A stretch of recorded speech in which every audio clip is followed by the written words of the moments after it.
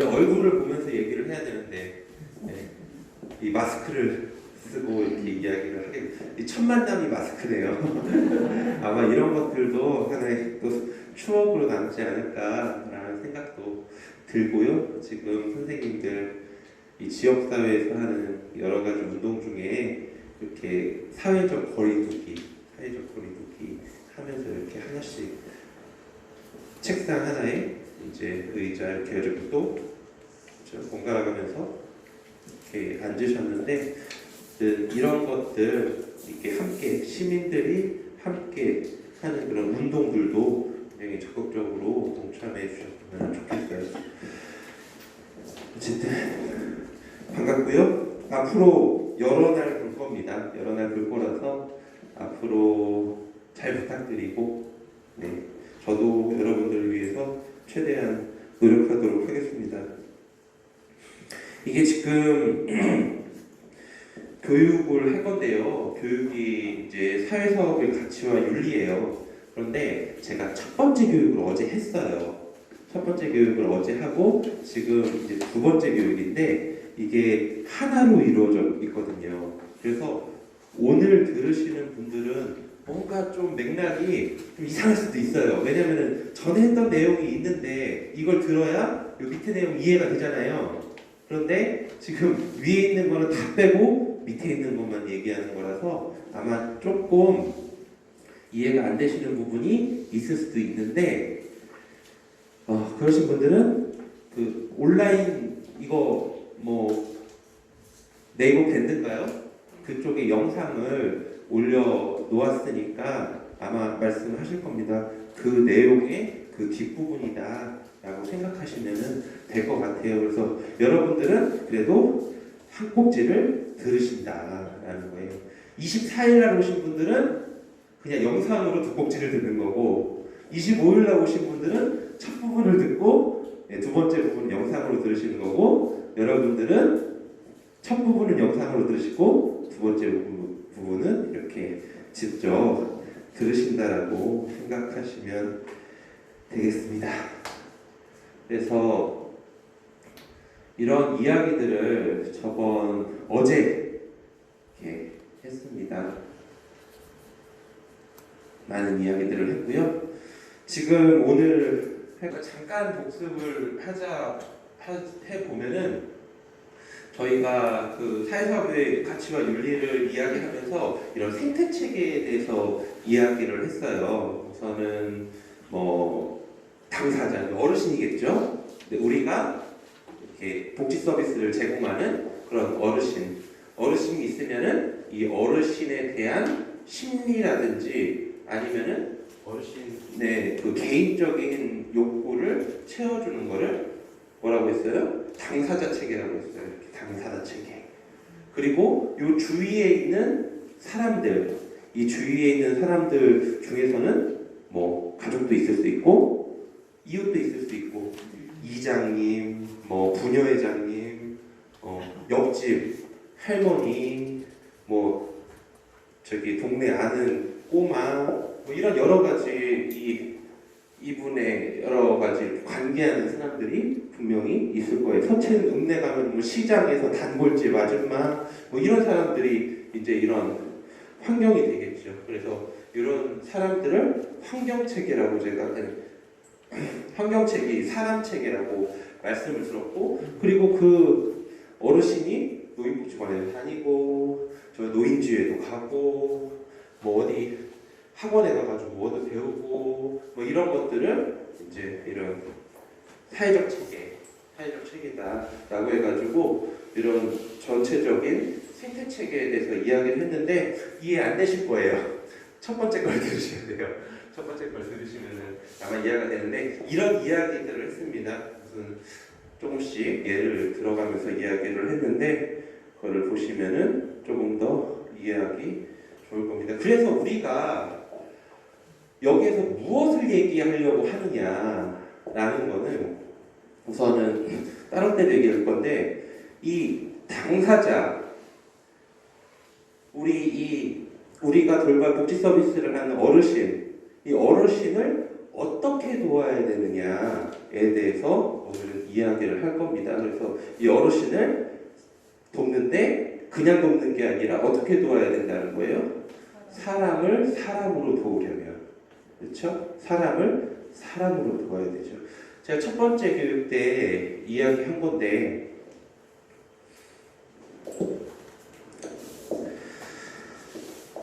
뭔가 힘드네요. 왜냐면 첫 번째 했던 것들 계속 이야기해야 되는데 그거를 어떡하지? 뭐 어차피 뭐 계속 들어도 상관없는 거니까요. 이게 사람을 사람으로 돕는다는 것들은 어떤 이야기냐면은 우선은 이 선생님은 선생님이 아니라 어떻게 설명해야 될지 모르겠네. 이야기하면 너무 길어지는데 네, 정상화라는 개념만 설명하고 갈게요. 이 정상화라는 개념이 있어요. 정상화라는 개념은 뭐냐면은 보통화라는 것들도 뭐 같은 노멀레이제이션이라고 하는 그런 그 보통 사람으로서 나를 특별한 사람으로 대우해 주지 마시고 보통 사람으로 대우해 주세요 라는 이야기예요. 정상화라는 그런 개념이. 그래서 제가 어제 얘기할 때 독거 어르신 특별한 사람이에요? 보통 사람이에요? 보통 사람이에요. 그렇죠? 네. 그렇죠? 여기 있는 분들도 독거 어르신이 될 수 있죠? 네, 그렇죠. 보통 사람이에요. 장애인, 특별한 사람이에요? 보통 사람이에요? 보통 사람이에요. 그렇죠? 네. 그런데 우리가 사회복지를 하면서 그런 사람들을 특별한 사람으로 대우할 때 문제가 되는 거죠. 그래서 그런 특별한 사람으로 대우하는 게 아니라 보편적인 아니면 보통 사람으로 대우하는 것을 사람답게 복지를 한다라는 거예요. 그러면 우리가 어떻게 하면은 이런 보통 사람으로서의 복지를 할 수 있을까? 사람을 사람답게 도와줄 수 있을까에 대해서 이야기를 하려고 합니다. 이해는 되시나요? 네. 그래서 이게 인도에 있는 그 카말라와 아말라라는 그런 아이들인데요. 그 여러분들 옛날에 정글북이라는 만화 보셨어요? 언제 보셨어요? 그게 언제 나온 거죠? 이게 아마 그 옛날 거예요. 아마 1940년도 뭐 이렇게 아마 만화 책이나 뭐 이런 게 나와가지고 이야기가 됐던 건데 거기에 그 주인공으로 나오는 그 애기가 이름이 모글리예요. 모글리 들어보셨어요? 뭔가 기억이 나시죠? 그래서 그런 모글리가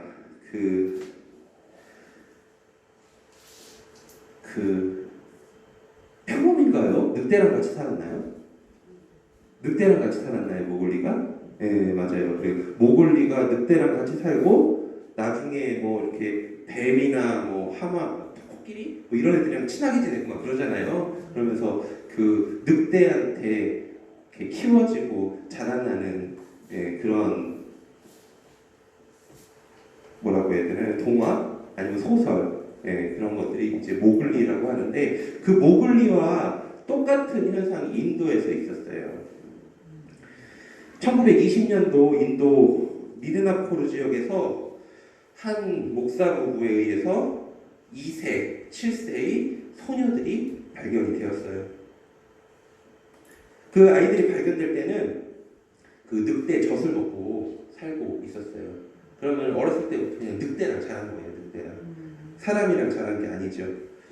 그래서 그 아이들을 발견했을 때 당연히 막 빛도 싫어하고 거의 동물하고 동물이나 다름없는 그런 상황이었어요. 그래서 목사 부부가 그 아이들한테 아말라 그리고 카말라라는 이름을 지어주고 이렇게 그 어쨌든 집에 데리고 와서 키우기 시작했어요. 그래서 인간생활 적응 훈련도 하고 어쨌든 사람이 먹는 그런 음식도 먹이고 했었는데 이 아이들은 음식은 고기나 우유만 먹었고 또 시각과 후각이 매우 발달해 먼 곳에서 먼 곳에서 냄새를 잘 맡았대요. 그리고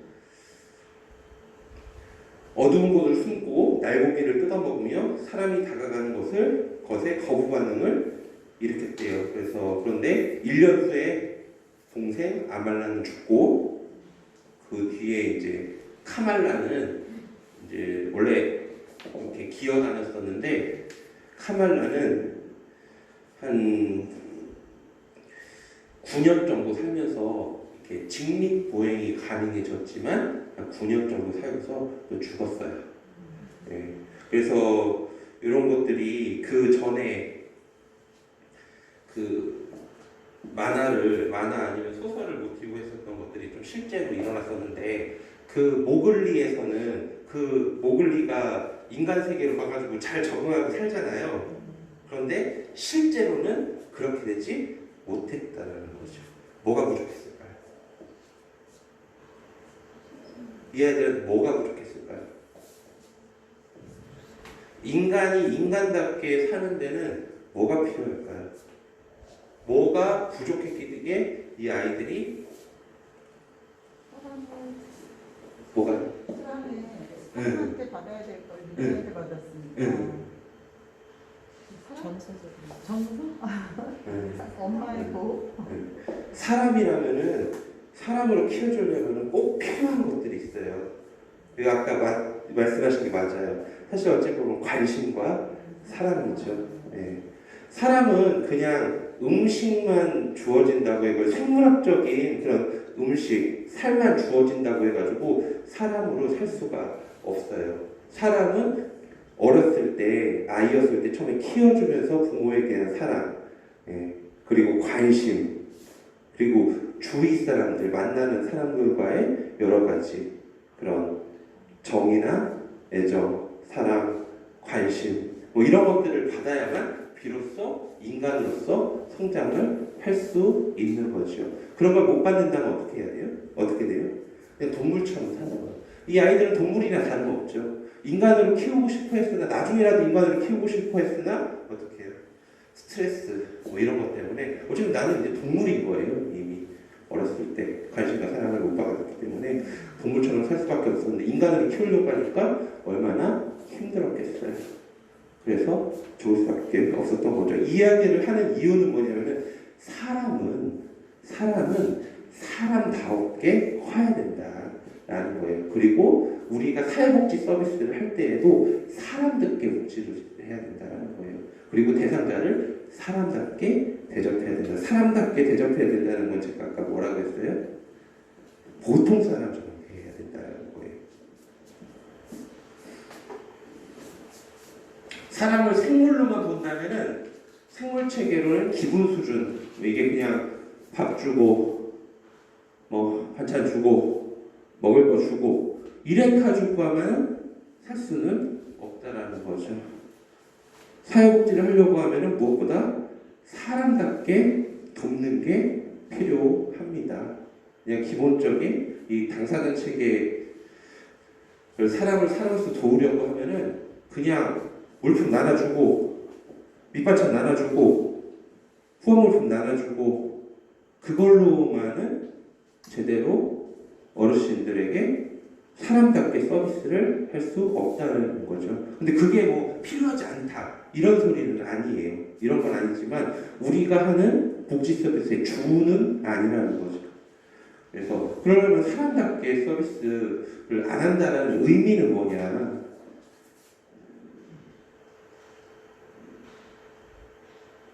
여러분 이거 뭐예요? 밑반찬 서비스 많이 들어보셨죠? 네. 또 저희 복지관에서 하고 있고 이거는요. 여기 이 후원물품이에요. 이게 다 농심 신라면이에요. 엄청나게 많죠. 그렇죠. 밑반찬 서비스를 해요. 우리가 저희 복지관에서도 해요. 밑반찬 서비스. 밑반찬 서비스를 하는데 오늘의 메뉴는 여기 잘 안 보이시죠? 오늘의 메뉴는 닭고기예요. 닭고기. 뼈다귀도 있는 아주 맛있는 닭볶음탕이에요. 그런데 그래가지고 이거를 다 똑같이 한 70명, 80명한테 나눠줍니다. 그런데 제가 나누다 보니까 어떤 어르신들은 이가 없네? 씹을 수가 없어. 예. 그런데 이거는 그냥 일률적으로 나가는 거죠. 어떤 어르신은 닭고기를 못 먹어요. 예. 닭고기 못 먹어요.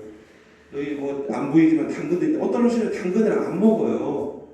그런데 그걸 갖다 주면은 내가 여기 그래도 우리 생활지원 선생님들이 밑반찬 갖다 줘가지고 이거 너무 좋네 그러겠어요? 뭐라고 하겠어요? 이거 먹지도 못하는 거 왜 갖다 줬어? 그럴 거 아니야. 그러려고 하면 나한테 물어보지. 예? 나한테 물어봤으면 내가 이거 못 먹는다고 얘기할 텐데 그럼 너 나한테 도움이 되는 걸 갖다 주지 왜 이렇게 이런 걸 갖다 줬어? 그렇게 얘기할 거 아니에요. 후원 물품 이런 것들도 마찬가지죠. 라면을 전달했을 때 누군가는 그래도 내가 라면이 없었는데 그래도 이거 좋다 이렇게 생각할 수 있지만 나 라면 안 먹어요. 그리고 이거 무슨 라면 떼기 하나 갖다 줬어? 이렇게 생각할 수도 있는 거죠. 그렇지 않겠어요? 네. 그런 경우도 있습니다. 그리고 이거 잘 보이세요? 불 여기 좀 꺼졌으면 좋겠는데 앞부분은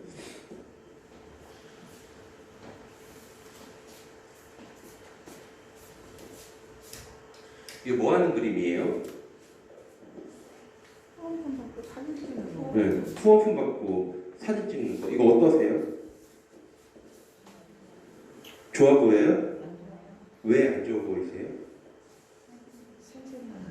네? 생생하는 거. 생색내는 것 같아요? 또 생색내는 것 같아요. 받는 사람 입장에서는 받는다는 사진 찍힌다는 게 사진 찍힌다는 게 별로 안 좋을 것 같아요. 별로 안 좋을 것 같아요. 내가 쌀을 받는다고 생각해 보세요. 내가 이 사회복지 대상자여 가지고 내가 쌀을 받는다고 생각을 해보세요. 나는 이 쌀 공짜로 받았을까요? 공짜로 받았나요? 이거 쌀 공짜로 받은 거 아니에요. 이 사람한테 뭘 준 거예요? 내 자존감을 준 거예요. 내 자존감. 네. 왜? 이 사람은 나를 어떻게 만들었어요? 불쌍한 사람을 만든 거예요. 제가 아까 뭐라고 했어요? 바른 서비스는 사람을 뭘로 대해야 된다고 했어요? 보통 사람으로 대해야 되는 거예요. 그렇죠. 그런데 이 사진 보면 이 아이를 보통 사람으로 대한 거 맞나요? 아니죠. 어떤 사람으로 대했어요? 불쌍한 사람으로 대했어요. 이 아이는 자기의 자존감을 대가로 쌀 받았어요. 뭐가 더 클까요? 쌀이 더 클까요? 아니면 자존감이 더 클까요? 자존감이 더 큰 거죠. 이거는 사람으로서 서비스를 한 건 아니라고 생각이 돼요. 다 공감하십니까?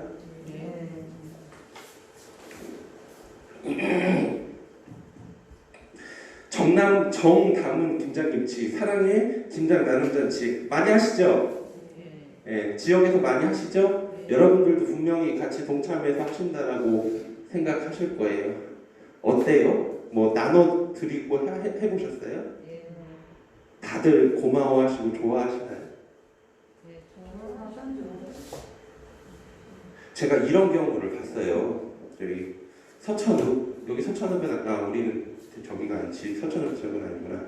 서천읍에서 김장 나눔 잔치를 하고 이제 대상자한테 나눠 드리는 일을 했죠. 근데 거기만 했을까요? 자원봉사센터에서도 김장 나눔을 해가지고 나눠 드리는 걸 했죠. 적십자? 네, 적십자에서도 김장을 담가가지고 김장을 나눠 드렸어요.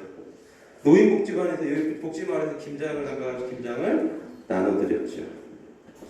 그 서천읍 지역에 굉장히 어렵게 혼자 사시면서 좀 정신도 조금 안 좋으신 그런 분이 계셨는데 제가 어느 날은 그분하고 이렇게 이야기할 일이 있어가지고 그 집에 가봤어요.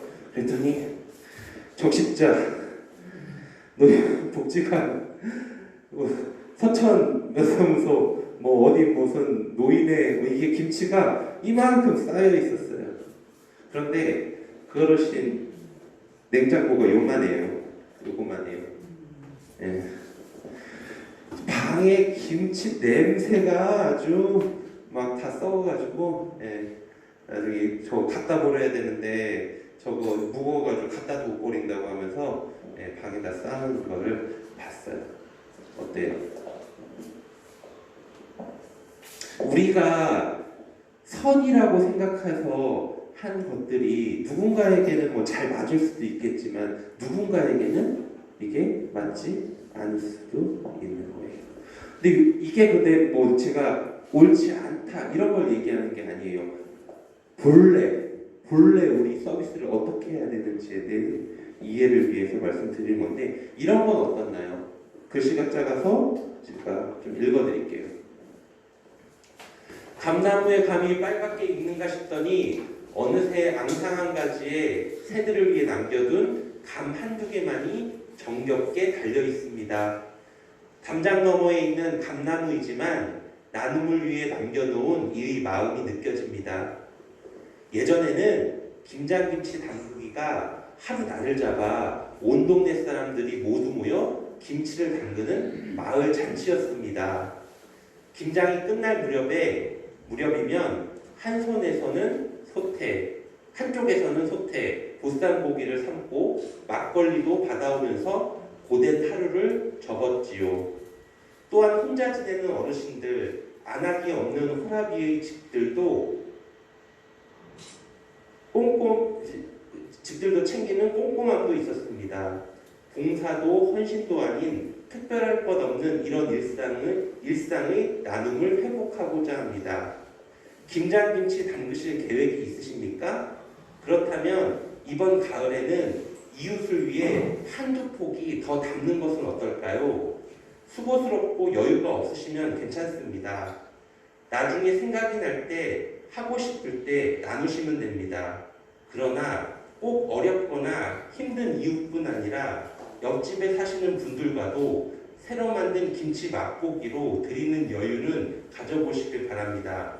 빈 접시 송구스러워 또 무엇을 담아드리고 다시 미소로 화답하고 그리고 또다시 이런 김장 나눔 잔치. 이거 지금 어느 복지관에서 김장 나눔 잔치를 한 거예요. 우리가 하는 김장 나눔 잔치는 어떤 거였어요? 그냥 전체 같이 모여가지고. 그런데 이 김장을 드리는 그 어르신은 이 김장에 참여하셨어요? 안 하셨어요? 안 하셨죠. 그냥 봉사자들이 모여가지고 이걸 그냥 어려운 어르신들한테 나눠드리는 거죠. 그 어르신들은 어떤 어르신인 거예요? 특별한 어르신인 거예요. 그렇죠? 그냥 보통의 어르신이 아닌 거예요. 왜? 지역에 있는 불쌍한 어르신들한테 갖다 드린다는 거잖아요. 그렇죠? 네. 그런데 지금 여기에서 하는 건 어떤가요? 사실 어찌 보면은 이웃들의 정일 수 있는 거예요. 내가 동네에서 김장을 다들 하시잖아요. 김장을 하는데 내가 그래도 옆에 있는 옆집 할머니 위해서 한 두 포기 더 담는 거예요. 네. 두 포기 더 담아가지고 갖다 드릴 수 있는 거죠. 그러면서 서로의 정을 나누는 거예요. 그럼 이 할머니를 어떻게 생각하는 거예요? 사람답게 생각하는 거예요. 보통의 사람으로 생각하는 방식의 사회복지 서비스가 되는 거죠. 그리고 더 좋은 건 뭐겠어요? 아유, 할머니도 와서 여기서 같이 김장 담궈요. 그래서 같이 나누는 거예요. 그래서 같이 수육도 삶고, 같이 이렇게 맛있는 음식도 먹으면서 하루 그런 정을 나누는 시간이 되었다고 하면은 어때요? 이 모습보다 그 모습이 조금 더 괜찮나요? 그게 훨씬 낫겠죠. 그래서 이게 어찌 보면은 어떻게 하면은 이제 사람을 사람답게 보통으로서 서비스를 할 수 있는가에 대한 이야기를 하고 있는 겁니다. 우리는 어느 경우에 사람 대접을 못 받았다고 느끼십니까? 어느 경우에 사람이 사람답지 못하다고 느끼세요? 사람 대접을 못 받았다고 느끼세요?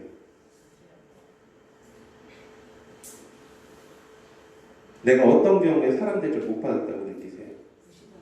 무시당할 때? 그렇죠. 그런데 지금 우리는 그렇지 않을까라는 생각도 한번 해봐요. 어르신들이 혹시라도 엉뚱한 소리를 했을 때 우리는 어르신을 무시하는 말을 하지 않았을까? 이게 다 자기 중심인 거거든요. 내가 무시당했다고 생각한다면 어르신들도 누군가를 통해서 무시당했다고 생각할 수가 있는 거예요. 또 어떻을 때 우리는 사람 대접을 못 받았다고 생각하나요? 형식적으로 했을 때, 그렇죠. 예, 진심을 다하지 않고 그냥 형식적으로 했을 때, 그랬을 때 무시당했다고 느낄 수도 있죠. 어떨 때 무시당했다고 생각하시나요? 저는 이럴 때는 나한테 물어보지도 않고 마음대로 할 때, 그렇죠. 이럴 때 무시당했다고 느끼지 않으세요? 예, 나한테 물어보지도 않고 마음대로 할 때. 그렇죠. 그래서 이 사람을 사람답게 대하는 복지 서비스에서는 가장 중요한 거는 뭐냐면은 물어보는 거예요. 물어보는 거. 그래서 이런 당사자 체계를 훼손하는 것은 물어보지 않는 것, 존중하지 않는 것이죠. 반대로 생각하면 어때요? 이 당사자 체계를 훼손하지 않으려고 하면은 물어보아야 되는 거죠. 그리고 존중해야 되는 거죠. 그렇죠. 사람을 사람으로서 도우려면은 항상 물어봐야 되는 거예요. 어르신이들 간에 어쨌든 내가 만나는 사람에게 어떤 것이 좋으세요? 어떤 것이 필요하세요? 예. 제가 이렇게 하는 거에 대해서 어떻게 생각하세요? 항상 물어볼 때 그 사람을 존중할 수 있는 거라고 생각을 해요. 그래서 여러 가지 선임들이 있는데 어쨌든 다들 아시는 분들이죠? 이분 모르시는 모습, 이 공자님이에요, 공자님. 그렇죠? 예수님, 부처님, 공자님 이렇게 찾잖아요. 저희 네, 공자님입니다. 그래서 공자님이 이런 얘기를 했다고 그래요. 공자께서 대묘에 들어가면 모든 일을 일일이 물었대요. 그래서 어떤 사람이 공자에 대해 말하기를 누가 추위 사람이 예를 안다고 했느냐, 대묘에 들어오면 항상 매사를 묻는구나. 공자께서 이 소문을 들으시고 말씀하시기를 그렇게 하는 것이 바로 예인이라 이렇게 이야기를 했어요. 공자께서 대묘에 들어간다는 것은 무슨 제사를 하러 들어간다는 거예요. 이 공자, 맹자, 순자 이런 사람들 있잖아요. 이런 사람이 다 뭐 하는 사람인 줄 아세요? 제가 어렸을 때 그 제사를 지내러 가면은 시골에 제사를 지내러 가면은 항상 이렇게 꼬치꼬치 막 따지는 사람들이 있었어요. 아이고, 요 위패는 이렇게 가야 되고, 요거는 방향이 틀렸고, 이 집안이 이렇게 제사장을 차려 이게 망조라고 하면서 막 뭐라고 하는 사람이 있어요. 이거 지방도 잘못 썼고, 숟가락 위치는 어떻고, 이런 사람 들어보셨어요? 네, 꼭 한 사람 있지요. 그런 사람들이 있어요. 공자, 맹자 이런 사람들이 다 그런 예의, 제사 이런 것들을 어떻게 지내고 절차는 어떻게 돼야 되고 이런 것들에 아주 빠삭한 사람이었어요. 그런데 공자가 이런 제사 지내는데 들어가 보니까 다른 사람들은 그냥 이거 해라 저거 해라 하는데 이 공자는 가가지고 이건 어떻게 해야 돼요? 저거를 이렇게 자꾸 묻고 다니는 거예요. 그럼 묻고 다닌다는 거는 모른다라고 생각하잖아요. 그래서 어떤 사람이 공자에 대해 말하기를 추의 사람은 이제 공자가 추나라에 있어가지고 공자를 말하는 거예요. 공자가 예를 안다고 했느냐? 그 제사 지내는데 들어가니까 항상 물어만 보더라. 예. 그래가지고 그 사람은 제사 이런 것들을 모르는 사람이다라고 했더니 공자가 뭐라는 거예요? 그렇게 묻는 것이 바로 예인이라 한 거예요. 그런 것처럼 묻는 것이 굉장히 중요하다라는 겁니다. 그래서 사람답게 사회복지를 하려면은 아까 뭐라고 했어요? 물어야 되고 존중해야 된다고 했었죠. 그에 대한 이야기입니다. 사람을 사람으로 도우려면 물어야 합니다. 이거 한번 보실게요. 어느 자원봉사의 일기예요. 오늘 자원봉사를 하러 장애인 시설에 갔어요. 그 시설에는 거동이 불편한 장애인들이 있었어요.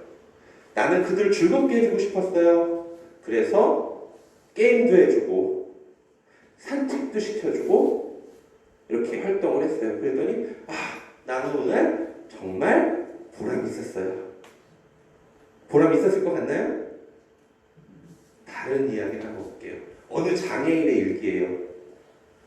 그들은 나보고 게임하자며 졸라대고 내키지도 않는 산책을 해야만 했다. 그리고 시간이 되자 돌아갔다. 난 오늘 자원봉사자와 놀아주었다. 짜증나는 하루였다. 어때요? 각자 입장차가 있나요? 그렇죠. 그래서 이런 묻는 것들이 굉장히 중요합니다. 네. 어떤 것들이 이렇게 자동세로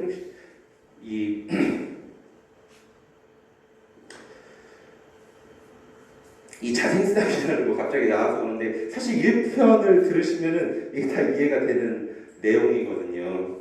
어떻게 도와드려야 되나? 어떤 것들이 바른 방법인가? 어떤 것들이 바른 사회복지인가에 대한 이야기인데, 자, 이거 어떠세요? 70 노모를 둔 효자 청년.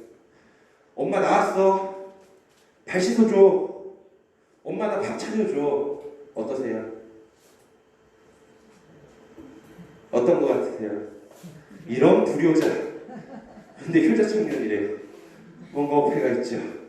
네. 이건 어떤가요? 쉬세요. 어르신 쉬세요. 제가 다 알아서 해드릴게요. 재밌는 거 준비했어요. 우리 같이 한번 해봐요. 재밌죠? 재밌죠? 할머니 쉬세요. 밥 다 알아서 해드릴게요. 청소 다 알아서 해드릴게요. 여기 아랫목에 누워 계세요. 훌륭한 자원봉사자인가요? 아닌 것 같은데. 응? 훌륭한 분이신가요? 이거 아랫목에 누워 계세요. 쉬세요. 이런 말은 무슨 말인 줄 아세요? 평생 누워 계세요. 이런 말이에요. 사람은 내가 밥숟가락들 힘만 있으면 뭐 해야 돼요? 움직이고 활동을 해야 돼요. 그래야지 건강할 수 있어요. 내가 다리가 조금 불편하다고 해가지고 아유 불편해 다리도 아프고 그래가지고 맨날 누워만 있어. 그러면 다리가 좋아질까요? 다리 좋아져요? 안 좋아져요. 조금이라도 힘이 생기게 뼈가 없으면 근육이라도 생겨가지고 갈 수 있게 걸어다니고 연습하고 재활하고 그래야지 걸을 수 있는 거죠. 어때요? 어떤 사람이 효자 같으세요? 이거 딱만 보면은 싸가지 없는 자식이요? 할지 모르겠지만 엄마가 발 씻어주는데 그래도 얼마나 기분이 좋아요. 아들 발도 씻어줄 수 있고. 요즘 그 아들 중에 엄마한테 발 씻겨달라는 사람 있어요? 없어요? 아들과 못 시켜줘요. 안 시켜주는 게 아니라 못 시켜주는 거잖아요. 아들이 그거 한다고 하면 가만히 있겠어요? 그래도 엄마한테 활동할 수 있게 한 거잖아요. 그렇죠? 운동도 하고. 아들 발 보면서 얼마나 좋겠어요. 발 씻어줘. 엄마 나 밥 차려줘. 아이고 징글징글한 녀석 밥도 묻어먹고 나왔냐. 그랬지언정 엄마가 싫어했겠어요? 아니죠. 그렇죠? 엄마가 할 수 있는 거예요. 70 노모라고 하잖아요. 연세가 드셔도 지금은 70은 사실 노모도 아니죠. 네, 연세가 많이 드셔도 그분들이 할 수 있는 거를 할 수 있게 그분들이 할 수 있는 건 최대한 할 수 있는 게 어찌 보면 올바른 사회복지가 아닐까라는 생각이 들어요. 이것보다는. 그렇죠? 여러분들도 어르신들한테 가가지고 가만히 있으세요 하면서 응? 청소하고 바닥 닦고 밥 다 해드리고 이게 올바른 사회복지일까요? 그런가요? 네. 중점 대상자한테 어르신 중점 대상자 이렇게 몸 많이 불편하시니까 어르신 가만히 여기 TV 보고 계셔. 내가 이 커피 따라 드리고 청소 다 하고 빨래하고 다 이렇게 할게. 이게 올바른 사회복지예요? 아니라는 거죠. 어떤 게 조금 더 바른 사회복지인가요? 어르신 오늘 된장국 끓일 건데 우리 저기 어르신 여기서 좀 그 호박 좀 썰어주세요. 난 여기다가 멸치 좀 삶고 있을게. 에? 그리고 어르신 저기 지금 물 끓는데 된장 좀 풀어주시면 안 돼요? 이렇게 어르신하고 같이 할 수 있는 거잖아요. 그렇죠? 네. 내가 화장실 청소를 하게 됐어요. 그러면 어르신 여기 지저분한데 물 좀 뿌려주세요. 내가 이게 솔로 이렇게 한번 할게. 같이 할 수 있는 거잖아요. 그렇죠? 그게 조금 더 나은 방법 아니겠어요? 그렇겠죠? 스스로 할 수 있는 거는 스스로 하게끔, 그리고 조금은 같이 할 수도 있는 거죠. 그렇습니다. 항상 이 편리함에 의존하게 되면은 잃는 것들이 있어요. 항상 누워만 있고 가만히 있고 하면은 잃는 것들이 있다는 거죠. 여러분들 내비게이션에 나오면서 길 좀 많이 까먹으시는 경우 많죠. 제가 옛날에는 저희 아버지 차에 항상 이 지도가 있었어요. 길 찾는 지도. 이렇게 펼치면 지도가 나오죠. 그래가지고 모르는 길이면은 그 지도 찾아가면서 지도 보면서 이렇게 찾아갔단 말이에요. 그때 저희 아버지는 길을 굉장히 잘 찾으셨어요. 나도 어른 되면은 길을 잘 찾겠구나 했는데 내비게이션이 나왔는데 얘 가르쳐 주니까 맨날 가는 길도 헷갈려요. 못 찾아요. 핸드폰이 나오면서 원래 옛날에 저 어렸을 때도 핸드폰이 아니라 어쨌든 다른 집 전화번호는 다 기억하고 있었거든요. 그렇죠. 지금은 오늘 누구네 집 전화번호 몰라요. 이름 치면 다 나오거든요. 찍으면 되니까. 네, 전화번호 기억을 못하는 거죠. 노래방이 나오니 가사를 모른다. 맞나요? 네. 옛날에는 TV에서 나오는 음악, 라디오에서 나오는 음악 그거 다 외우고 막 그랬잖아요. 근데 지금은 노래방 가면 가사 다 나와주잖아요. 그러니까 가사 외울 필요가 있어요, 없어요? 없는 거예요. 그러면서 어쨌든 편리함에 의존하면은 이렇게 잃는 것들이 많이 있더라라는 겁니다. 편한 것만이 다 좋은 건 아니더라라는 거죠. 그래서 항상 이런 자생성을 살려야 합니다. 어르신들이 내가 할 수 있는 건 내가 할 수 있게, 그리고 그 어르신이 못하는 거가 있으면은 옆에서 도와주긴 하지만 언젠가는 이 어르신이 혼자 할 수 있게 해주는 거, 내가 스스로 할 수 있게 해주는 거, 그런 것들이 어찌 보면은 그냥 모든 것들을 해주는 것보다 훨씬 더 나 자신에게 그 어르신에게 더 행복감을 심어주는 게 아닌가라는 생각이 듭니다.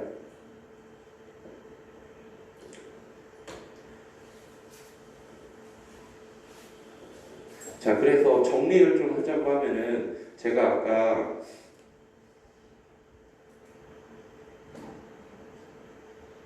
지금 이제 당사자 체계의 그런 사회복지와 당사자 체계의 그런 생태 체계와 환경 체계에 대해서 이야기를 했는데요. 지금 계속해가지고 당사자 체계, 그 어르신을 어떻게 하면 도울 수 있을까, 어떤 방법이 더 좋은 그런 돕는 방법인가에 대해서 이야기를 했어요. 조금 정리를 하자면 사실 보면은 제가 1강하고 2강하고 같이 있는 정리인데요. 자, 우선은 생물 체계를 도울 때는, 이게 생물 체계라고 하는 거는 밥 주고 물 주고 이런 거라고 생각하시면 돼요. 여쭙는 게 굉장히 중요해요. 네. 물어보는 게 굉장히 굉장히 중요하다라는 거. 그리고 뭐가 중요해요? 자세. 스스로 할 수 있게 도와주는 게 굉장히 중요하다라는 거죠. 자생도는 자주 할 수 있도록 돕는 것들이 당사자 측의 사회사업이라는 겁니다. 그러면은 비윤리적인 사회사업이란 뭘까요? 이런 것들 안 하는 거예요. 묻지도 않고 내가 대신해줘. 그리고 나 혼자 못 살게 해. 네. 이런 것들이 어찌 보면은 굉장히 비윤리적인 사회사업이다. 근데 이런 것들 모르면 어떡해요? 그냥 가 도와주는 거예요.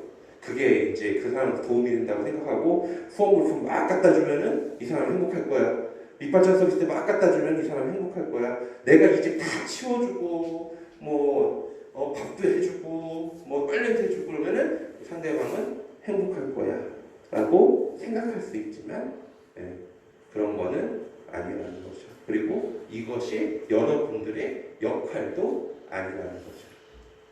아시겠나요? 그렇습니다. 이거는 그냥 같이 좀 나눌까 하는 이야기인데요. 이런 공생을 해치는 행위, 대등 또는 보통의 관계를 잇고 특별 기생케 하면 비윤리적이다. 직접 상호작용을 깨고 관계를 끊고 끼어들면 비윤리적이다. 사회적 체계에 크게 의존케 하면 비윤리적이다. 라고 했어요. 제가 아까 보통의 관계 얘기했죠. 사람을 어떻게 대해야 돼요? 보통 사람으로. 대등하게. 나는 내가 서비스를 하면서 이 사람이 독거노인이 불쌍한 노인네가 아니에요. 나랑 대등한 사람으로서의 그런 관계를 이루면은 안 된다라는 거예요. 그렇죠? 네. 특별하게 기생한다는 말은 뭐냐면은 자꾸 이것 주고 저것 주고 이렇게 모든 것들을 이 사람을 다 해주면은 이 사람은 어떻게 돼요? 자꾸 나한테 의지하게 돼요. 나중에는 나 없으면 못해. 네. 여러분들은 그런 소리 들으면은 제대로 일하는 게 아니에요. 아이고 우리 저기 맞춤 서비스 선생님들 거기 선생님들 나 그 양반 없으면 못 살아. 이런 소리면은 잘한 서비스예요, 못한 서비스예요? 못한 서비스예요. 그래서 특별 기생케 하거나 이런 보통의 관계를 끊어버리는 그런 행위는 안 좋은 사회복지다. 그리고 직접 상호작용을 깨고 관계를 끊고 끼어들면 비윤리적이라고 했어요. 이게 무슨 얘기냐면은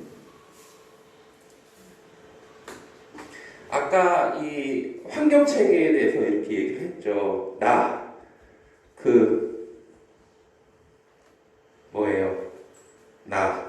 당사자 무슨 어르신 있는데 그 주변에 옆집 이웃도 있고 그 이장님도 있고 그렇다고 그래. 내가 서천군에 귀촌을 했어요. 근데 내가 저기 나이도 한 80 됐고 허리도 꼬부라지고 보행보조기 짚고 다니는 그런 어르신이에요. 그리고 혼자 살아요. 이렇게 주위에 친척들도 없고 그냥 혼자밖에 없어. 예. 그 어르신을 어떻게든 이렇게 돌봐야 되겠는데 내가 사회복지사가 있다고 그 어르신을 돌봐야 되는데 사회복지가 갔어. 그 어르신 보니까 좀 도와드려야 될 것 같아. 그래서 요 옆에 이웃들한테 얘기를 했어요. 저기 어르신 조금 불편하시다고 하면은 저한테 전화하세요. 그러면 제가 도와드릴게요. 그리고 그리고 또 다른 분한테도 하면은 저한테 전화하세요. 제가 도와드릴게요. 이렇게 얘기했어요. 그럼 내가 이 대상자는 여기 있는데 이웃들은 여기 있죠. 중간에 누가 있는 거예요? 내가 끼어든 거예요. 내가 끼어들어가지고 이 중간에 있는 거죠. 원래 우리 예전에 이 마을 공동체라고 하죠. 옆집에 밥숟가락, 젓가락이 몇 개 있는지 다 알 만큼 주위에 관심들이 굉장히 많았어요. 그리고 누군가 어려운 일이 처음에 마을 사람들이 다 같이 와서 도와주곤 했죠. 이웃집에 있으면 이웃집 사람하고 굉장히 정겹게 지내고서 같이 밥도 먹으러 가고 이야기도 하고 게임도 하고 이러면서 굉장히 이렇게 그런 아주 탄탄한 공동체를 가지고 있었죠. 그런데 지금은 계속해가지고 서구화되고 개별화되면서 아마 그런 정들이나 이런 것들이 많이 사라져가는 추세예요. 그런데 지금 서천구는 그래도 시골에 가면 좀 남아 있더라. 조금이 아니라 많이 남아 있더라라는 거죠. 그런데 그런 관계들이 되지 않는 그런 귀촌한 어르신이 여기 있는다고 하면은 내가 여기서 중간 단계 역할을 계속 하잖아요. 그러면은 이 어르신은 내가 없으면 이 사람과 관계를 못 하게 되는 거예요. 우리는 그 중간 단위 역할을 하는 게 아니라 여기 이 대상자가 있으면 이 사람들하고 계속해서 직접 관계를 맺게끔 도와주는 역할을 해야 돼요. 왜냐하면 이 어르신은 이 마을에 살아가야 되거든요. 그리고 계속 그 이웃들 계속 옆에서 계속 그 어르신을 돌봐주고 도와주고 하는 그런 사람이거든요. 그런 직접적인 관계를 계속 만들어줘야 되는데 누군가 중간에 껴가지고 이걸 조율한다고 하면은 이 사람을 자생케 하는 거예요? 아니면 의존케 하는 거예요? 의존케 하는 거죠. 그래서 그런 상호 적응 관계를 깨고 관계를 끊고 끼어들면 뭐예요? 비윤리적이라는 거죠. 그리고 사회적 체계에 크게 의존하면 비윤리적이라는 거예요. 여러 가지 복지 기관들, 도와주는 기관들 이런 데 가가지고 계속 하면은 의존하게 하면은 굉장히 비윤리적인 공생을 해치는 관계다라는 거예요. 그래서 이런 직접 서비스에 대해 굉장히 위험도가 있는 거죠. 사람다움을 훼손하는 행위는 뭘까요? 안 물어봐. 그렇죠? 안 물어보면은 시민체계를 훼손한대. 이게 시민체계 훼손이 되게 말이 어려서 이제 안 물어봐서 언짢아져. 그럼 비윤리적인 거예요. 그렇죠? 보통의 사람을 본다고 하면은 물어봐야죠. 복지관에서 뭐 이거 갖다 주세요. 이거 필요하세요? 물어봐야죠. 네. 물어보면서 해야 된다. 할 수 있어도 대신하여 자생성을 훼손하면 비윤리적이라는 거예요. 그 어르신은 화장실 가서 할 수 있어요. 허비 때려 먹을 수 있어요. 밥해 먹을 수 있어요. 청소할 수 있어요. 그런데도 대신해줘. 그러면 어때요? 자생성을 훼손시키는 거예요. 그렇죠? 네. 그렇게 되면 어떻게 돼요? 의존하게 되는 거죠. 그러면 그 다음부터 그 어르신은 정말 그거를 못하게 될 수 있어요. 네. 내가 선의에서 하는 그런 행동들이 그 어르신들을 무기력하게 할 수 있다는 말이에요. 무슨 말인지 아시겠죠? 공생을 살렸던 경험들, 대등 또는 보통의 관계를 살렸던 경험, 이제는 이거는 어떻게 해요? 공생을 할 수 있게 하는 사회복지겠죠. 그렇죠? 대등한 관계, 보통의 관계를 살렸고 또 당사자와 사회가 직접 관계하도록 도왔고 그리고 사람과 비공식적인 관계를 살렸던 그런 경험들이 있는 거죠.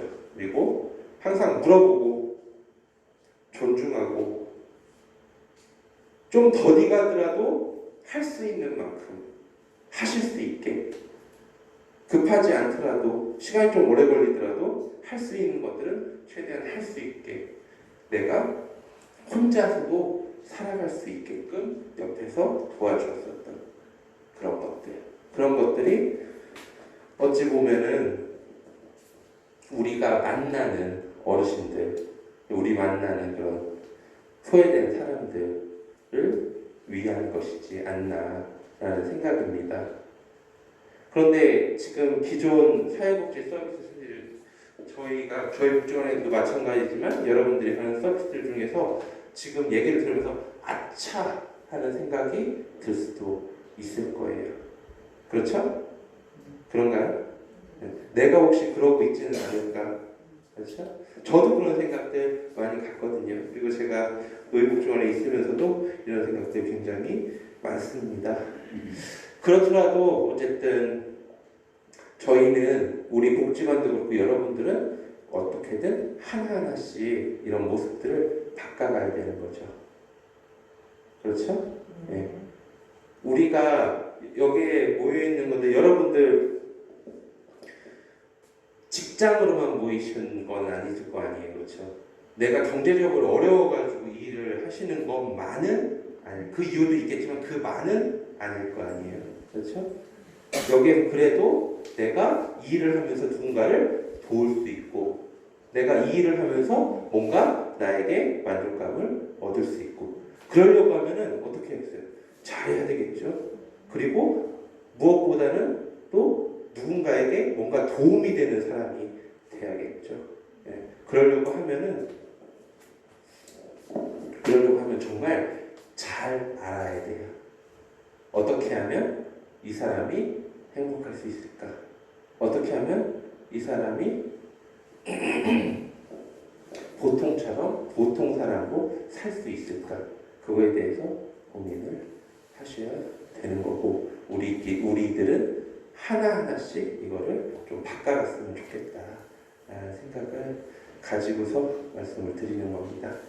네, 뭐 1시간 정도 했네요. 감사합니다.